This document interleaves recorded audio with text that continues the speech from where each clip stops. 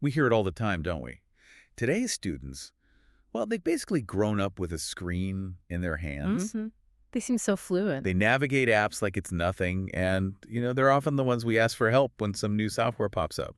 Yeah, the common thinking is they're just digital experts by default. It's that whole digital native idea, isn't it? Because they've always been swimming in tech. We just assume they get it all. Exactly. We assume fluency. Okay, but let's unpack this a bit. Yeah. Because what if that idea, which seems so obvious, Mm-hmm. what if it's actually kind of a myth? Hmm.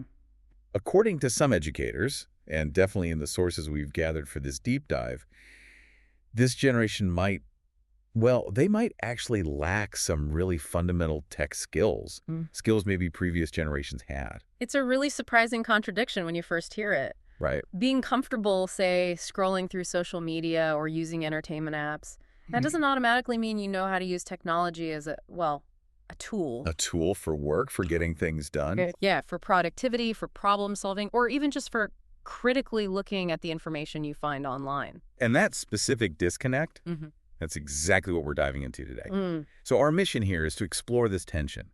What are the truly essential digital skills experts and educators say students really need right now? And what skills might they be missing despite, growing up digital? And crucially, what does this all mean for their future? And frankly, for all of us. We've pulled together some really fascinating perspectives. Including some insights straight from teachers who are dealing with this, day to day in the classroom. Yeah, that teacher perspective is really interesting. What becomes clear looking at the sources is how they each highlight different pieces of this puzzle, really. Some focus heavily on the problems, the deficits, Hmm. almost sounding an alarm bell, Okay. while others try to provide more of a comprehensive roadmap, what skills are actually needed going forward. Okay, let's start right there then with what those teachers are reporting. Because the online teacher community, especially this one Reddit thread we looked at, it paints a pretty vivid picture. Oh, yeah. Students struggling with skills many of us might think are just basic computer literacy, like really basic. Yes. Teachers are definitely seeing a surprising number of students who just don't seem to grasp foundational computer concepts. Like what specifically? Well, simple things like managing files. They report students not really understanding the difference between saving something locally, like on the computer itself, versus saving it to the cloud. Right, like Google Drive or something. Exactly. Or even knowing what format to save a file in so someone else can actually open it. Oh, that's a classic.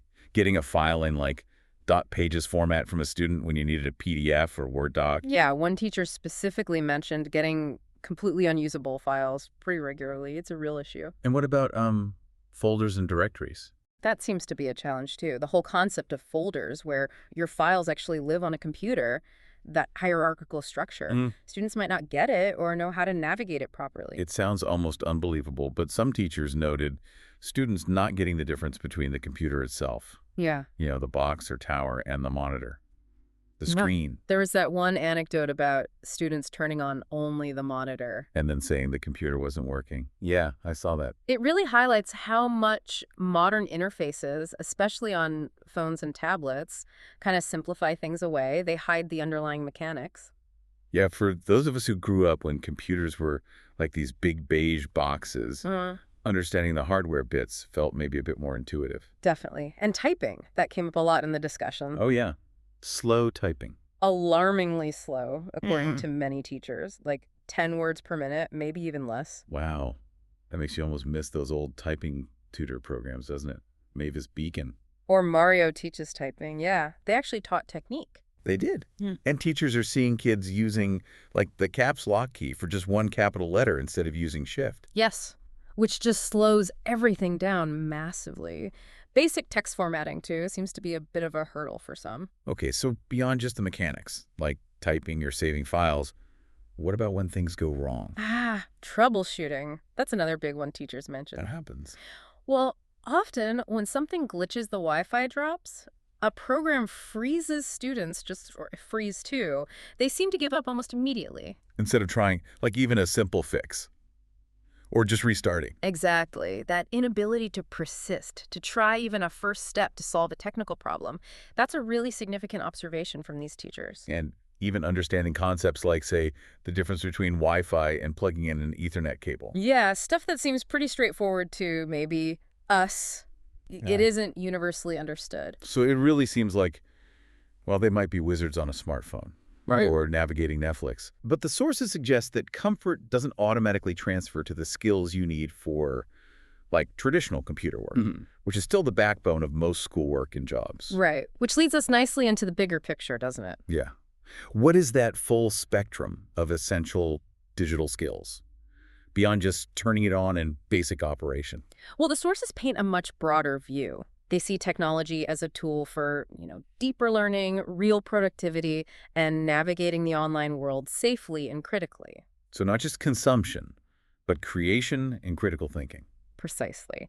One really comprehensive list we saw referenced breaks this down quite well. It starts with just understanding the computer itself. Like the fundamentals. Yeah, foundational concepts about hardware, operating systems, networks, basic functions, not just using an app, but having some grasp of how the underlying machine actually works. Okay, that makes sense. What's next? Then there's serious proficiency with productivity software. Like Word, Excel, PowerPoint, Right. that kind of thing. Exactly. But it means more than just, opening a document. With word processing, for example, it's about creating documents for different purposes. A report needs to look different than a resume, right? Sure. Using features properly, like headers, footers, tables, using the proofreading tools effectively. And crucially, collaboration features. Like track changes in Word. Yes. Knowing how to work together digitally on a document is vital. Students need that. Definitely a life skill. Yeah. What about spreadsheets? Spreadsheets and databases, yeah. Super important. And it's not just about typing numbers in, it's understanding how these tools collect data, organize it, and let you analyze it. So you can actually get insights from the data. Right. Learning how to use search, sort, filter functions, maybe even basic query tools to actually ask questions of the data and pull out what you need. Okay. And presentations. Presentations are another key area, yeah. Building effective slides, really thinking about your audience, integrating visuals and audio thoughtfully. Not just walls of text. Please no. And practicing delivery, too. It's really about communicating effectively using these digital tools. Makes sense. And multimedia. Yeah, multimedia creation. Understanding different formats, audio, video, graphics, and using some basic design principles to actually create content that conveys meaning. So moving beyond just using the tools someone else made. Exactly. The sources really emphasize using tech for higher order thinking and actual creation. Which means Things like problem solving and creativity. Using digital tools not just to complete a task, but to find solutions to actual problems. Learning from failures when something doesn't work. that persistence thing again. Yes. And using digital mediums for imaginative expression, creating digital art, maybe a podcast, videos, things like that. And this is where computational thinking and coding fit in, right? It is. And computational thinking sounds maybe more technical than it is sometimes. It's really about applying principles from computer science to solve problems more broadly. Like understanding algorithms. Yeah, understanding what an algorithm is, basically. Just a set of step-by-step instructions. And learning some basic coding concepts. Things like sequencing. Doing steps in the right order. Exactly. Sequencing, loops, which is just repeating a task, and conditionals, like if this, then that kind of logic. So the basic building blocks of how software works. Right. And understanding them helps with logic and problem solving generally. Even if you never become a full-time programmer, it's about thinking systematically. Okay. And then there's this other huge area. Online, literacy, safety, citizenship. Absolutely critical. Maybe more critical than ever in our, information-flooded world. It really feels that way. Critically evaluating what you find online seems non-negotiable now. Totally. How do you judge the quality of information? How do you spot bias? How do you check if something's actually true? Especially when anyone can publish anything online so easily. Knowing how to cross-check sources, check reliability. Yeah. It's just a fundamental survival skill for navigating the modern world. And what about just communicating online? Effective online communication and collaboration are also essential. Things like professional email etiquette sounds basic, but it matters. Using attachments correctly. Yes, and understanding how to work effectively in online teams using collaboration platforms. And then, of course, the safety aspect. Huge. Online safety. Recognizing risks, protecting your personal data, using strong passwords. Understanding privacy settings on different platforms. Right. Like TikTok, for instance. Definitely. And cultivating a positive digital footprint or identity. Identifying and knowing how to report cyberbullying. And understanding that what you put online can stick around, right? That permanence aspect, yes. Understanding it can have real future consequences for things like college applications or job searches. Wow. Okay, so it's a vastly more comprehensive skill set than just, swiping through apps on a phone. Absolutely. It involves foundational understanding, deep practical application for productivity, using tech creatively, and engaging with the whole online world critically and safely. And here's where things get maybe even more complex. Hmm. Some of the sources argue that even mastering that whole list of technical or hard skills, well, it might not be entirely sufficient anymore. That's a really key point emerging now, especially with AI and automation advancing so quickly. So what else is needed? There's a strong and growing emphasis in the sources on the importance of what are often called human skills, sometimes power skills. Okay, what falls under that umbrella? These are the abilities that are, well, much harder for machines to replicate. Things like robust problem solving. Critical thinking again. Critical thinking, absolutely. Effective communication, real collaboration, adaptability, showing a strong work ethic, emotional intelligence. And maybe the ability to just keep learning. Yes. That commitment to continuous personal learning is maybe one of the most important ones now. Is there data that backs this up, like from employers? Oh, definitely. Reports show these really significant gaps between how important employers say certain skills are. It's like critical thinking, which they rate incredibly highly, maybe 98.5% importance, and how proficient they think students actually are in them. And what's the proficiency rating for critical thinking? Only around 55.8% in one study. Big gap. Wow, that's striking. What about communication? Similar story. Rated at 96% importance, but perceived proficiency is down at 47%. So employers are saying these human skills are vital, but they're not seeing them consistently in new hires or graduates. It really suggests that, yeah, while having specific tech skills might get your foot in the door, maybe get you an interview, Right. it's these underlying human skills that make someone truly effective, adaptable, and ultimately valuable in a workforce that's changing so fast. And thinking about it, this connects right back to what those teachers on Reddit were observing, doesn't it? How so? Well, that lack of troubleshooting ability, that lack of persistence when hitting a technical problem, maybe those aren't just technical skill gaps. Ah, you mean they could also indicate gaps in those underlying... Critical thinking and problem-solving skills, yeah. That's a really insightful connection. Precisely. The sources do highlight the need for balance. It's not about choosing tech skills or human skills. It's both and. Exactly. Pairing specific relevant tech skills for a particular job or field with a strong foundation in general education, English, history, art, logic, that helps create well-rounded people. People who can not only use the tools, but also think critically, communicate clearly, and adapt as the technology itself evolves. Which it inevitably will. So, okay, given this whole broad landscape of skills, both technical and human, how are students actually supposed to develop them? Or how could they? Well, formal education is one obvious route.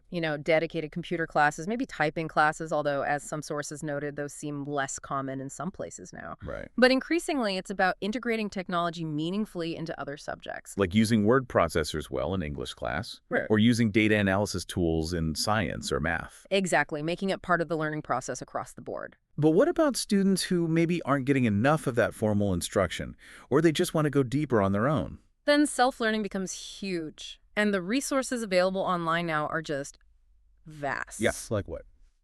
Well, you've got platforms like Coursera, EDX, Khan Academy is great, DataCamp, Code Academy. They offer courses on pretty much everything. From basic data skills right up to specific programming languages. Absolutely. And even online communities like those Reddit forums where teachers were sharing their observations, they can be places for learning and getting support too.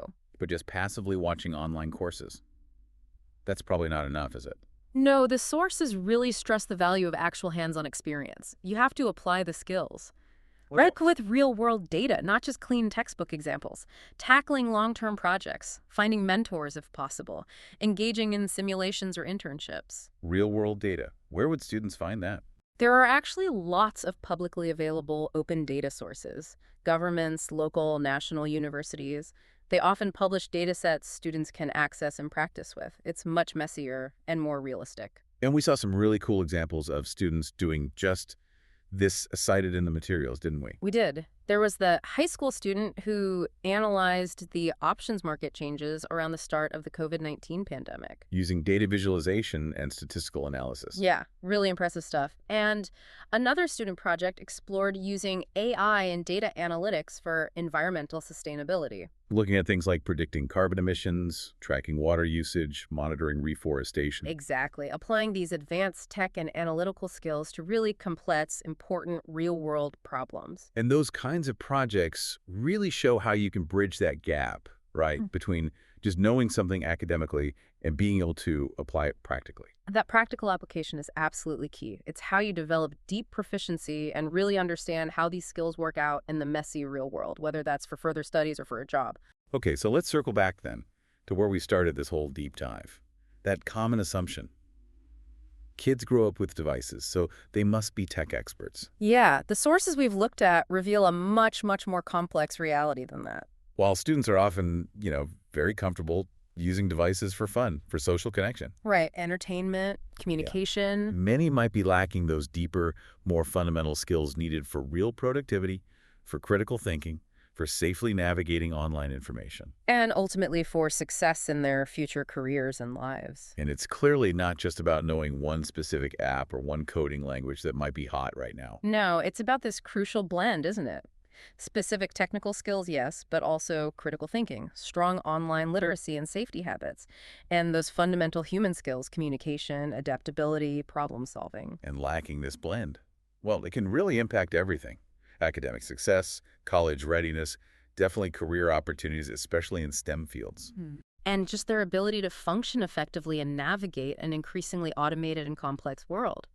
And we shouldn't forget the equity issue here either. How so? Well, students who don't have regular access to computers or the internet outside of school, or who don't get structured tech education, they face even bigger hurdles in developing these skills. That's a really important point. It truly makes you stop and think, doesn't it? Mm-hmm. In a world where technology just keeps changing at lightning speed and AI is reshaping entire industries, what does it truly mean to be tech-ready anymore? Is it about mastering the specific tools we have today, knowing they might be obsolete tomorrow? Or is it more about cultivating that adaptability, that critical thinking, those fundamental human skills that let you learn any new tool? And apply it effectively and meaningfully, yeah.